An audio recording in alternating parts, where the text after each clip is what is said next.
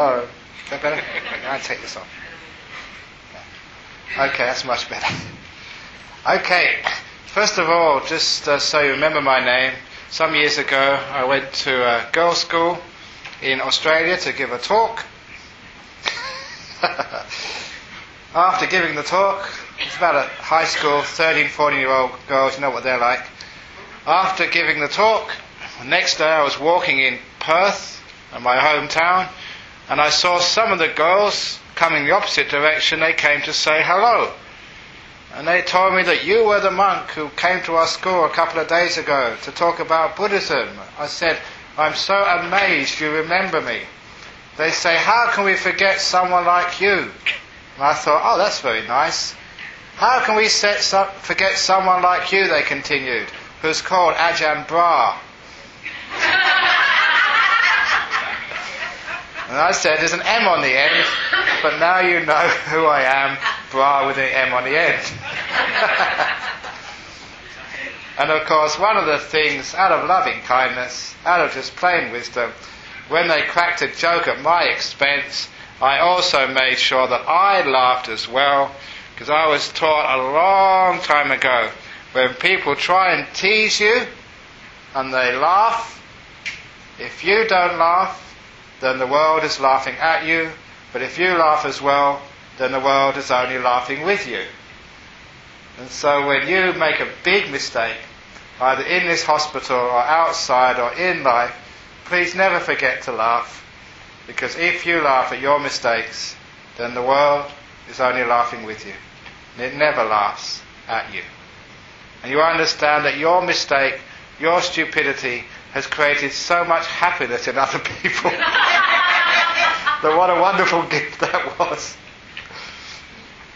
That a lot of the time of being a Buddhist monk is encouraging people in things which they should really already know. They actually do already know. It's almost like reminding you about the importance of love and loving kindness in this world. However, that sometimes we do need to re-emphasize these old understandings, because sometimes people forget or they don't apply these understandings in a full way. So one of the key stories in my book, which I'm going to share with you from the very beginning, is a story from my life when I was about 13 years of age. My father, who was very poor, took me aside one day and said something to me which changed my life. I know it's easy to say that these things change your life, but this really did. He told me, it was just the two of us, he told me, son, whatever you do in your life, wherever you go, always remember this: the door of my house will always be open to you. That's what he said. Whatever you do, wherever you go, the door of my house will always be open to you. I never understood what he meant at the time. I just recognized it was something important. Because his house, it was a very poor house. It was owned by the local government. It was just a very poor apartment for people with very little money. So actually in those days, we weren't afraid of burglars. In fact, we liked to leave the house door open, hoping a burglar might come in, take pity on us and leave something. But later on, when I went to Thailand to become a monk, and I remembered these occasions which were important in my youth but which I never really understood, I remembered that, reflected on it, and understood its real meaning. Because what my father meant to say was not the door of his house.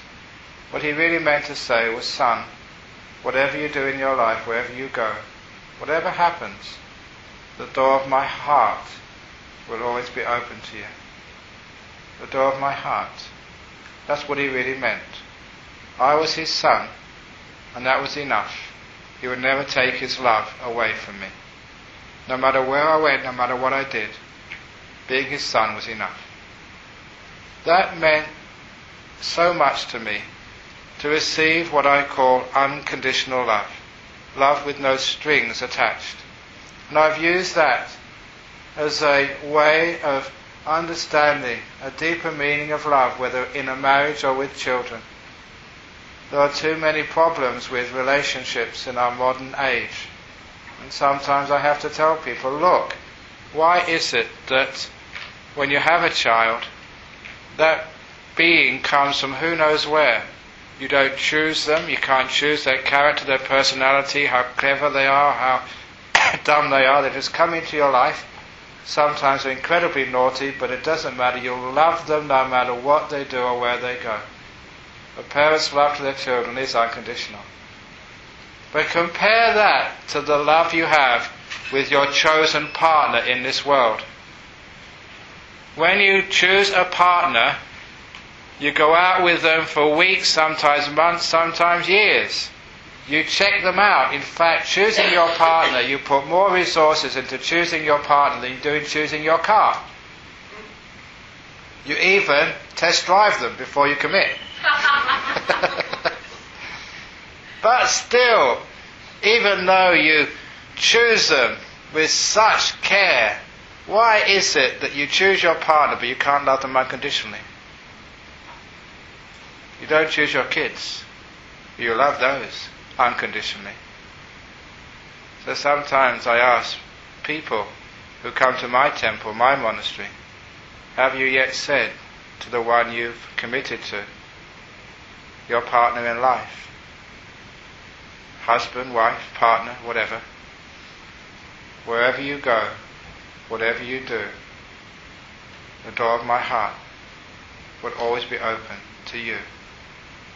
Always know there's someone in this world who will love you for who you are, unconditionally, with no strings attached.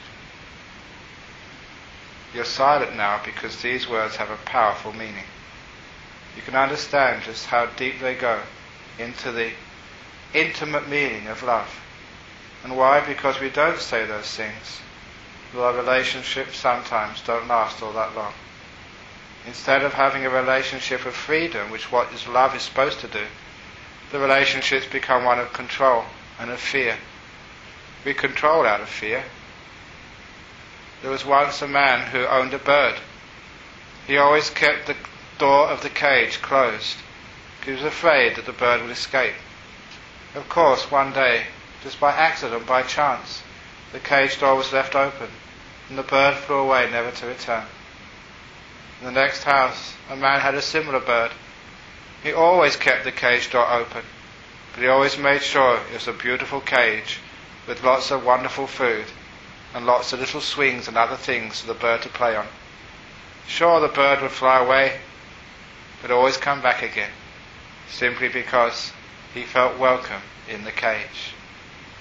In any loving relationship, please leave it as a cage with the door open, so the person feels that freedom, but they stay because it's a wonderful place to be. This is what we mean by loving kindness. However, in order to emphasize an important point about metta in the Buddhist tradition, actually in all traditions, and I'm going to make this point, that this transcends religions, there's a story I often like to tell. And this is interactive because at the end of this story I'm going to ask you a question. So please listen carefully to see if you can get the question right. It's the story of 7 monks in a cave in a jungle a long time ago who were developing through their meditation this wonderful feeling of the door of my heart is open to all beings, no matter who they are, no matter what they do. In this cave were the following 7 monks. There was the head monk. There was his brother. There was his best friend. These were all monks. The 4th monk was his enemy. They always had a personality clash. Even though they weren't supposed to, they were always arguing. The next monk, the 5th monk, was a very old monk. In fact, he was so advanced in years that he could die any day. He was the end of his span of life. The next monk was a very sick monk. In fact, his illness was also advanced, and no one knew who would die first, the old monk or the sick monk. They were both on the edge. And last, the 7th monk was the useless monk. Whenever he tried meditating, he'd always fall asleep and snore. When he tried to do some chanting, if he could remember the words, they were always out of key. And he couldn't even keep his robe on properly. I always have to check my robe when I say this. He was what we call the useless monk. Now, one day, a band of thieves, a gang, found that cave in the jungle. They wanted to take it over as their headquarters, a place where they could hide from the police and also store all the things they stole. But they could not let the monks go, because the monks would surely tell the police where that cave was. So they wanted to kill every monk. But the head monk was a good talker. Don't ask me how he did this, but he managed to convince all the robbers to let all the monks go except one. They insisted on killing one monk as a warning for all the rest to keep quiet. And that was the best the head monk could do. So the head monk was faced with this terrible decision. Who should die so the others would go free? And now I'm going to ask you who he chose. But before I ask you, I'm going to go through the 7 monks again. So listen carefully. There was a head monk himself. There was his brother. There was his best friend. There was the enemy who he never really liked. There was an old monk who was so close to death anyway, as with the sick monk who's going to die soon. And lastly, there was the useless monk who through his whole life had never done anything for anybody. So, who was chosen to die? Any idea? If you agree with that, please put your hand up, just like in school. Okay, you are all wrong. That is a wrong answer. Any other suggestions? Useless. It's very funny how the useless monk is always the next in line after the head monk. People are so uncharitable.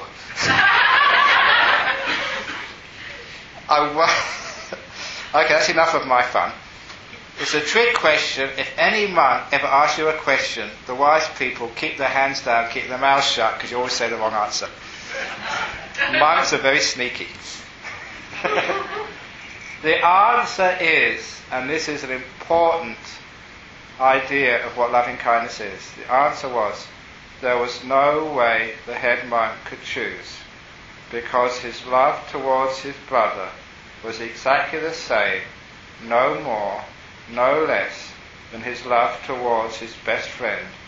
He even loved his enemy, exactly the same, no more, no less, as he loved the old monk, the sick monk, even the useless monk. His love was unconditional, spreading to all beings, without any distinction, and most importantly, his love towards himself was no more, no less, than his love to all the other monks. He loved everybody so equally, he was unable to distinguish. Because we come, most of us, from a Christian tradition, you may know the golden rule in the Christian Bible, to love your neighbour as yourself. It does not say to love your neighbour more than yourself, certainly not less. To love your neighbour as yourself means to love yourself as your neighbour. Now the reason why I asked that question, who he chose, is because throughout the Western world, whether in Australia, even Western educated people in Southeast Asia, through Europe and the United States, Canada, people always say he sacrificed himself.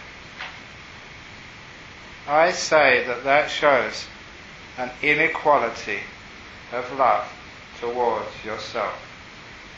Any psychologist would know that we are much harder on ourselves than on any other person in this universe.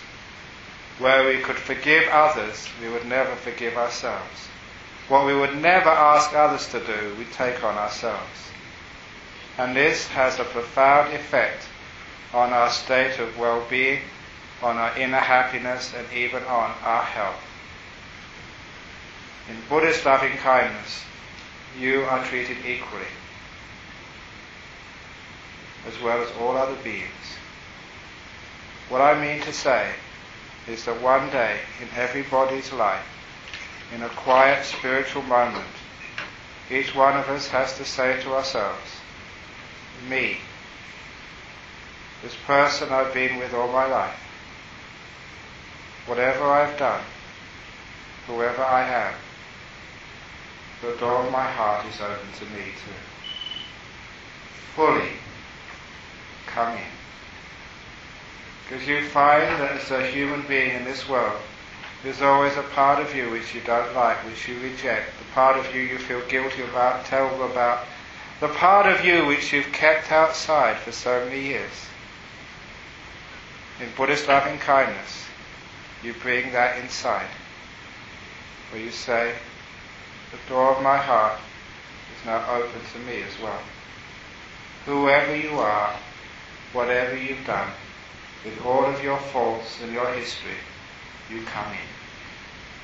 This is what we mean by loving kindness, where you look at yourself as part of the whole matrix of life, and you treat yourself no better, no worse than everybody else.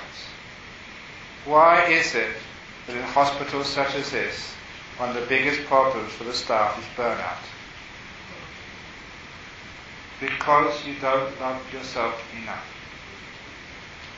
Compassion has to go both ways. If you have burnout, that is the source of getting grumpy and angry at others. You know what happens? Because this is a children's hospital, you try so hard to be kind and compassionate to the kids. When you go home, you're so mean to your partner. Sometimes that happens. Because you're tired. It's a wonderful thing to give yourself moments of peace. Little quiet times when you feel so tired. To care for yourself as you would care for any of your patients in this hospital. To give yourself love in the same proportion as you give it to others. This is why that loving kindness has to be a balance, a sharing, a giving towards everybody. And that loving kindness is not just towards other people, not even towards yourself. But there comes a time where we even extend that idea of loving kindness towards life itself, including death. To be able to say to one of your patients, or even your loved ones, they are loved ones anyway, if they're here long enough they become like your family. Be able to say to someone, a little kid, who cannot be healed, the door of my heart is open to you so much that I can allow you to be sick, I can allow you to die. I mention this because as a monk who counsels so many people through the last moments of their death, I've seen one of the biggest problems with a dying person is they're ready to go. They're willing to leave, but their family will not let them go. Out of fear, out of, I'm not sure what, out of many mixed emotions. A story which was most moving to me was when Steve and Jenny, Steve was from the US, Jenny was an Australian nurse. They met whitewater rafting, they started a business, and the business flourished. But he soon developed a cancer. I forget which cancer it was. He was only in his late 20s, early 30s. But there was no remission. He was dying. I counselled them for the very last, about 2 days before Steve was about to die. I went to visit them in their apartment in Perth, Australia. Saw them and saw what the problem was. And told Jenny, his wife, have you given Steve permission to die yet? She understood straight away what I meant. Without saying anything, she jumped on the bed, held Steve in her arms, and said, Steve, I love you so much, I give you permission to go. You can die. It was one of the most moving experiences of counselling a dying person, as I just stood back while the two kissed and hugged, and that was the time they said goodbye to each other. 1 or 2 days later he died. There was other goodbyes since, but that was the wonderful parting. She loved him enough to let him go. This is what I mean by loving kindness. A loving kindness which frees the other person. To say, I love you enough. It's all right to die. Sometimes, as human beings, we hate sicknesses. We hate pain. And the thing we hate most of all is an untimely death. But sometimes we try our best to keep people alive. There comes a time when we have to let them go. Imagine what it's like being someone who's sick.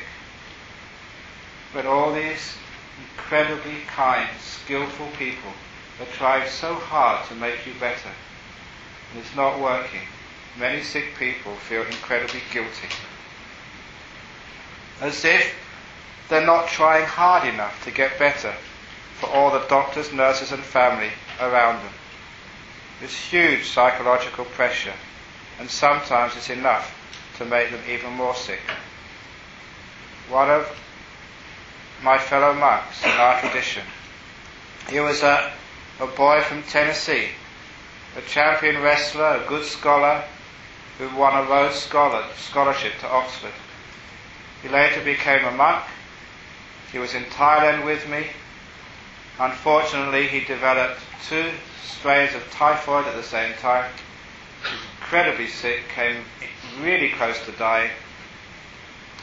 Doctors in Bangkok kept him alive, but the fevers did such damage to his body, he was really, really sick for about 3 or 4 years. We sent him to our monastery in England thinking you'd get better treatment there. Money was not an object. He got every type of treatment available. Homeopathy, aromatherapy, allopathy, every pathy except psychopathy. We don't believe in psychopaths. But nothing seemed to work. For 3 years he was bedridden. When he felt he had some energy, he got to the door, collapsed, and spent the next couple of weeks in bed. Very, very sickly, and no one could find out why. Well, one day, the abbot of our monastery in England had an insight into the problem, an understanding of what love is all about, went up to this monk's room, this once champion wrestler who was now unable to even walk a foot beyond his bed, and said to him, I've come up here on behalf of all the monks and nuns in this monastery, on behalf of all the laymen and laywomen who support you and care for you, even on behalf of other friends and relations long distance away, on behalf of them all, I've come to give you permission to die. You don't have to try so hard to get better again. At which this young man from Tennessee burst out crying, wept and wept and wept. And from that time on, he started to get better. Still alive today, about 30, 40 years later. And the moral of that story is, he was trying so hard to get better, it made him sick. I think you can probably understand that in a hospital, or when you've been sick. In loving kindness, we free the other person. If it's to be sick, be sick. We'll try and make you better, but you don't have to be sick. Nor do you have to survive. You don't have to live. The door of my heart is open to you, no matter what you ever do, even if you die of it. This is a love of a person, and also a love of the whole of life. A hard thing to do, but when you do it, it frees the other person and takes away the idea of death being a failure. Sometimes these things happen. No matter what you do, no matter how you try, and it's good to try. Sometimes it just doesn't work. When it doesn't work, what can we do? How can we love when a child dies so young? This is a story, how you can understand it. It's a story of the love I had for my father. Already I told you that his teaching to me when I was a young man was the door of my heart's always open to you, no matter what you do, no matter where you go. 3 years later, he died. I was only 16 at the time. But when he died, at the funeral service, I never cried. I never even felt like grieving.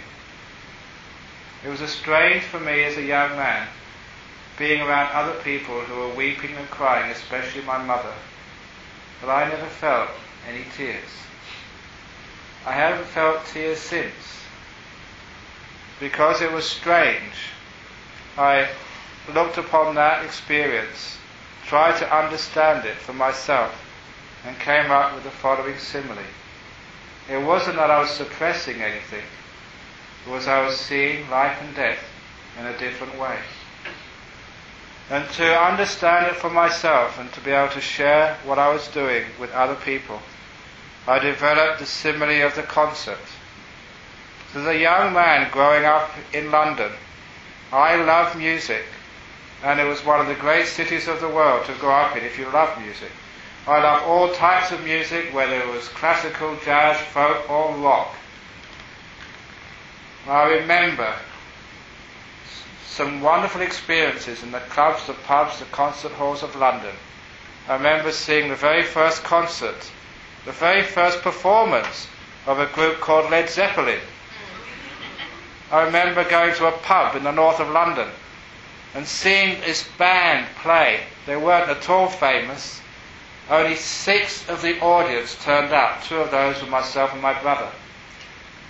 The lead singer later became very famous. He's now known as Rod Stewart. I treasure those early occasions of listening to great music. But what I always remember is when the concert, the performance had finished. Like everybody else, I would stand up, clap and shout for more. More, more! And it was usual that the band or the orchestra, the performer, would carry on playing for another 5 or 10 minutes. But then they would have to stop, pack up their instruments and go home. And so did I. I recall walking out of those concert halls or pubs or clubs in London. Whenever you went outside, it was always late at night, cold, dark, gloomy, and invariably raining. Even though I walked out into the dark gloom of the London night, knowing I'd probably never hear that orchestra or band ever again. Never once did I cry after a great concert. I never felt sad after a wonderful performance. All the way home, I'd be thinking, remembering that amazing, inspiring music, thinking how privileged I had been to have been there at the time. And that is exactly how I felt when my father died. It was like the end of a great concert, too short but brilliant. And I still remember the times I shared with my father, like remembering the great music of Led Zeppelin or Rod Stewart. I never felt sad. Instead, I felt grateful. Grateful to have known such a man for 16 years. It's a different way of looking at death. Instead of seeing or thinking about what's been taken away, we think of what we've had. How wonderful it was to have known that little child for the few months he's been in the hospital. What a great privilege it was to have been a friend of such a being. I would not have given that up for the world. A different way of looking. A way of looking with love. Loving life as it's given to you. Not asking any more than what you have. And appreciating every concert that is your life. A series of comings and goings. Of being with each other. I'll finish off with another story before I open up to questions. Unfortunately, I haven't got a glass here. Please imagine this coffee cup to be made out of glass. Because there's a story from my teacher who once held up a glass of water. And he asked me, this glass is cracked. It's got a crack in it. Can you see it? I looked at the glass and I said, I can't see any crack. He said, yes, it's invisible. But it's there because one day someone will drop that glass or kick it over. The crack will open up and the glass will break. He said, that's just like you. Like all people. You're all cracked. There's a little crack in you which is invisible now, but one day it will open up and you will die. He went back to the glass and said, because this has got a crack in it, because it is fragile, that's why we have to care for it. That's why we can't throw it around, kick it, and treat it as if it was some unbreakable plastic. Because it is fragile, that is the very reason why we care. And that's what he said about me, about life, about our friends and loved ones. Because human beings are so fragile, because they will die, that is the reason why we care. If we're all going to be here forever and ever, if life had no ending, if people didn't get old and die, there wouldn't be such a great reason to care. It's because your wife, your husband, whichever one you've got, is not always going to be there. One day one of you is going to die first. Or there'll be a separation of space where one person goes to work in some place, you go and work somewhere else, or there's a separation which happens these days. Because you know they're not always going to be there. That is why we really have to care. So when we understand death and endings, when we develop this loving acceptance of life which includes death, which includes sickness, we find that is where love springs from. Care. We care because we're not always going to be here. So this whole of life becomes this beautiful garden. Sure, there's a lot of dung or shit in this life. But as I've been saying just over there in the chapel some time ago, whenever you tread in the dog poo of life on the way to work, never scrape it off your shoes. Please always bring it to the nearest garden and dig it under the apple tree or in the flower beds. Because dog shit is fertilizer for the gardens of life. But you must always remember that whenever you do taste the apples from such a garden, when they're so sweet, always remember what you're truly tasting. Dog shit transformed. All of the pain and tears you have in this hospital, the dog shit of life, please don't think there's something to be thrown away. That is the fertilizer of love, of compassion, of wisdom. It's from that you grow the beautiful sweet apples and the fragrant flowers. Understanding that, you understand why the greatest concerts, the greatest symphonies, have what we call the crescendo, the finale, which I was always waiting for. The best part is the very end. In the same way, here in Seattle, I know it's been foggy since I've been here, but I also live on the west coast of a continent. And the best moments are the sunsets. These beautiful golden purpley sunsets when the day ends, but it goes out in this terrific glory. In the same way, an end of a life can be just so glorious, like a great sunset, the crescendo of a movement of the symphony, which brings all the strands together and comes up in this amazing symphony of bringing everything together, then dies out and fades forever, but never fades forever. Just like the boat crossing the horizon. Once it goes over the horizon, you can see it no more. You know it's there somewhere. Just you can't see it, that's all. The end of a life. You can't see it no longer. You know it's there somewhere. It's just over the horizon of our senses. Loving kindness. Getting better with metta. Thank you.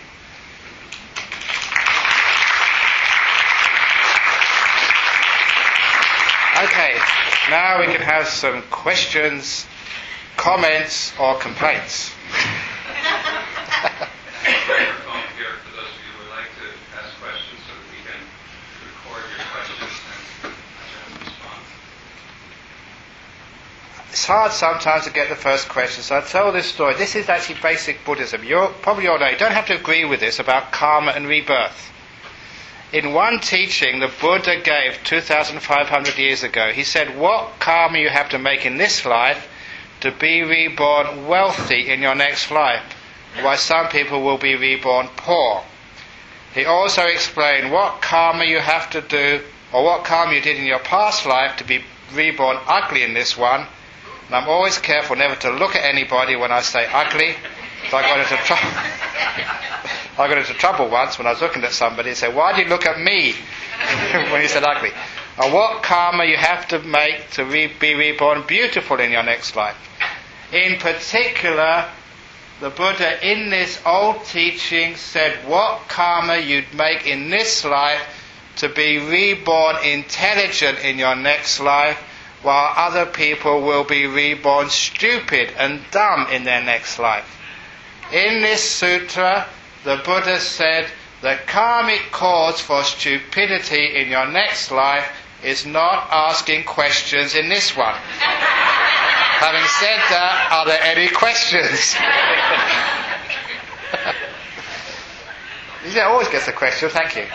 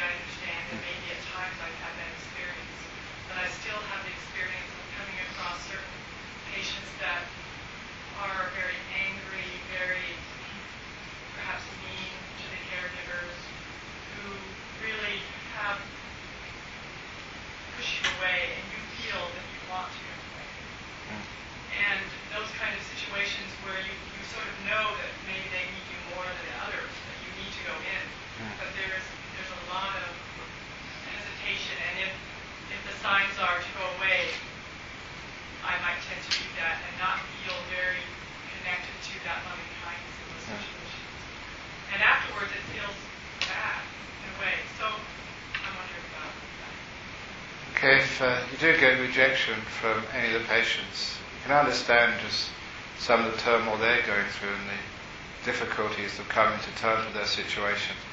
Loving kindness has to accept them for who they are, to allow them to be angry. The door of my heart's open to you, even if you're angry. If you want me to go, that's fine. I will go. But the point is that when you give a person freedom to express their process of sickness and dying in their own way, then sometimes they pick up from you that you're not trying to force them into some acceptable behavior. You're allowing them to actually to free their blockages inside, their difficulties inside, and express their pain and their fear in their own way. However, you will find that if you do have that acceptance, that warmth to them, they can express themselves in their own way. When they get angry to you, you never get angry back. So one of my sayings is never allow anybody to control your happiness. Other people do. That's their business, but you can always be happy. If it's a love which expects nothing back in return, you don't demand they give appreciation for all your hard work. You just give for the sake of giving. And eventually, I've found you can wear people down. Because sometimes they see in your eyes and your body language that you're not getting angry at their refusal to accept your love. Your love is true, undemanding. Look, I love you for who you are. If you want to be angry, that's fine with me. And I'm not going to try and force you anyway, anyhow. If that's what you have to do, I'm here for you. You be angry at me. Come on. I am the person who can receive and soak all that up. You can only do that if you have kindness towards yourself. The loving kindness you have towards yourself, the acceptance of yourself, means you never think of yourself as a failure, that you haven't succeeded. So the loving kindness to yourself has to be paramount, first of all. I think then you can just melt other people. It's interesting you asked that question, because the same question was asked in the chapel about an hour ago. There's only about 2 or 3 questions, so that was one of them. So it's obviously a common thing in caring for people in such pain and sickness. The other thing which I advised at the time is the positive reinforcement. When anybody gets angry, upset, shouts, rejects you, forgive that, leave it alone. But any time which they show the opposite qualities of being at peace with themselves and with you, reinforce that. Say how much you appreciate that. Reinforce that with a smile, with an extra bit of kindness or whatever. And this is actually how we change others. You don't change others by criticizing their faults. You change others by celebrating their positive qualities. Same with you.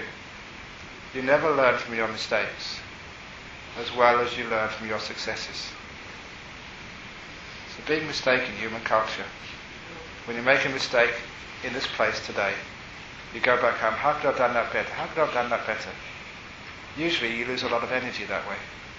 Instead, when you've done something well, you've really made a difference there.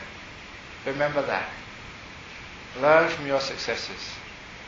And then you get encouraged, you feel good, you have energy, and you will always repeat that which worked. So learn from your successes, even more so than from your mistakes. At the end of the day, don't think what went wrong. Think what went right. And repeat that. If you have a garden, you can water the flowers or you can water the weeds. Whatever you water is what grows. If you remember the faults, they grow. If you remember the successes, they grow. I said this some years ago, and someone said, look, if you keep on remembering all the wonderful things you've done, you get big-headed. No. You get big-hearted. That's true. I don't know, does that answer your question? Okay. Thank you. You are going to be wise and intelligent in your next life. College will be a breeze.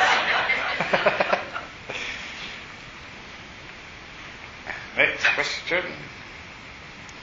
Of course, laughter is also important. Some years ago, I went to the hospice in Perth, the palliative care unit. There was an Australian nun in the Tibetan tradition. She gave me a call. She said she was dying. You know what it's like? People are absolutely correct. When they say they're dying, they know they're going. She died the next day. She said, can I see you? I'm dying. I've only got a short time to go. So I rushed to the hospice, which was about an hour and a half from my monastery. Checked in with the nurse, and this nurse was very authoritarian, as some are, not you guys, but some are. And she said, no, you cannot see this lady. She is given absolute instructions. She will not be visited today. I said, look, she just gave me a call about an hour and a half ago. Look, I'm sorry, she said, we must respect our patient's wishes. So, but she asked me to come. And this nurse got very angry at me. Come here! And so she dragged me to this patient's room. And there, on the room, there was this big sign, absolutely no visitors. And the nurse said, see? And I looked, and on the bottom was, except Ajahn Brahm. So with great sadism I said, see? I must admit I enjoyed that. But anyway, when I went in, I had to ask this Tibetan Australian nun, why did you put that sign on the board? And she said, look, I'm dying. last stages of a cancer, all of my friends and relations who come in here, they come in here and they cry. They make me feel so sad. I know I'm dying. I don't need to have their emotional turmoil added on to my dying process. He said, Ajahn Brahm, you're the only person who comes in here and tells me jokes. Please tell me some jokes. She taught me, as a visitor, not as a nurse or as a doctor. Nurse and doctor, you've got to treat the illness. But carers and chaplains, you've got to treat the person. And too often, I noticed I went into a hospital and I talked to the sickness, I never talked to the person. The person is much more than the sickness. So from that time on, I let the nurses and doctors say, how are you? As me, I just talked to the person as if I was talking to them in a coffee shop. As if I was meeting them and just sharing gossip, jokes, whatever it was. Because imagine what it's like in the hospital. Everybody talks about your sickness. And they always do measuring of your insulin level or your blood sugar level or this level and that level. And the last thing you want is when your friends and relations come to another examination of your physical condition. So it's great to sort of talk to a person, not to a sickness. You probably don't know that already, but that's what I learned in these hospitals.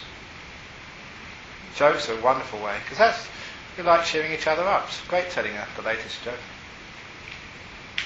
You must have heard this one about the guy who went to his oncologist. Oncologists say, I'm sorry sir, you've only got 1 month to live. And the man said, only 1 month? I don't think I can pay your bill within 1 month. Okay, I'll give you 2 months to live then.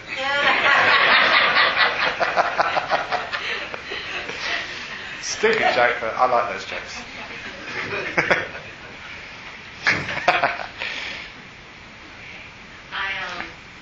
This is kind of an expansion on your question. I've frequently been involved in situations where there has been a lot of turmoil and difficulty in the life of the person who is now dying. And the people who are around them, I was listening to you tell the story about giving someone permission to die, And I've seen family line up at the bedside saying, go to the light. Yeah. And that I find to be a difficult situation to know how to be in, where not just within the person who's dying, but between all the people who are closest to them, there's a lot of pain that doesn't seem to be changing at the very end of the person's life. And it's hard not to have judgment, not like that they're bad, but like that I wish that it could be different, because I know that there are different ways that it could be. And to want that for them, and yet not to really be able to be that much of an instrument of change at that time. I wonder if you could say something to help me have an idea of how to be in these really painful situations. Yeah. Okay, I know that all of life is a relationship problem. It's not so much what you're facing, but how you're facing it, which defines the quality of your life. Whether in your partnership, it's not him, it's not you, it's us. Whether it's looking at a patient, it's not that sick patient, it's not you, it's what's between you. And I always like to focus on what's between me and the situations I find myself in. And that way that you're faced with a situation there, dysfunctional relations around a person who's dying. And it's not that situation, it's how you're relating to it. If there's something you can do, you have to give everything you've got, but often in life there's nothing you can do. There's a story in my book which explains this situation well. A fellow school teacher, before I was a monk, I was a high school teacher. It's one of the reasons I became a monk. If you ever taught in high school, it's enough to make anyone leave the world. But he was a fellow teacher, and he was in the British Army during the Second World War. He found himself in Burma fighting the Japanese. On one occasion he was within like half a dozen fellow soldiers on a patrol when they stumbled into and were surrounded by a whole number of Japanese troops. The scout came back to report the news. They were completely surrounded, heavily outnumbered, no way out. That's like our life sometimes. We've got this terrible situation, and it's really death or even worse than death. What should we do? This young soldier had a moment of heroism. He thought, let's try and fight our way out. Maybe one of us might make it, and if we all die, at least we take some of the enemy with us. That's what soldiers, especially men, are supposed to do. However, the captain had other ideas. He said, no. Everyone sit down and make a cup of tea. It was the British Army, after all. This young soldier thought his captain was absolutely crazy. How can you think of having a cup of tea at war, surrounded by the enemy, heavily outnumbered, about to die?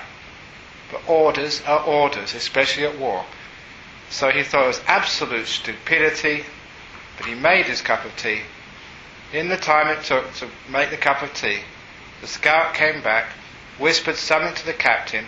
The captain got all the soldiers together and said, put your things away, the enemy has moved, there's a way out, let's go. And they all escaped without any injury. He said he owed his life to the wisdom of that captain. Not once, but many times. Sometimes you are in a situation in life, like you're at the bedside, and there's this very dysfunctional process happening. If there's nothing to do, you have to sit down, make a cup of coffee or a glass of water, whatever, sit down, relax, rest. Bide your time until there is something effective you can do. And then, like that soldier, you can escape. Too often in life, we don't know how to bide our time and wait. Wait for the situation to change, for opportunities to come. With a patient, sometimes you have to wait for a long time until there's an opportunity for you to care and talk about their dying process. If you go in there too fast, the doors will always be closed and they'll never talk to you. If you just wait, you know there's pain there, there's difficulty. But if you just rush in there at the wrong time, you make things much, much worse. So that story is a powerful story. If you're with that situation, you just have to wait. And there will come a time. There's always these opportunities, and you're ready for it, like a cat waiting to pounce. You can get in there, and you can make a huge difference. The problem with human beings is we don't know how to let things go, leave things alone, when literally there is nothing to do. One of my simple sayings is, when there's nothing to do, do nothing. When there's something to do, give it everything you've got, full on. Does that answer the question? Any other questions or comments you have here? It's 10 o'clock. Okay, so let's finish off. Thank you for coming here.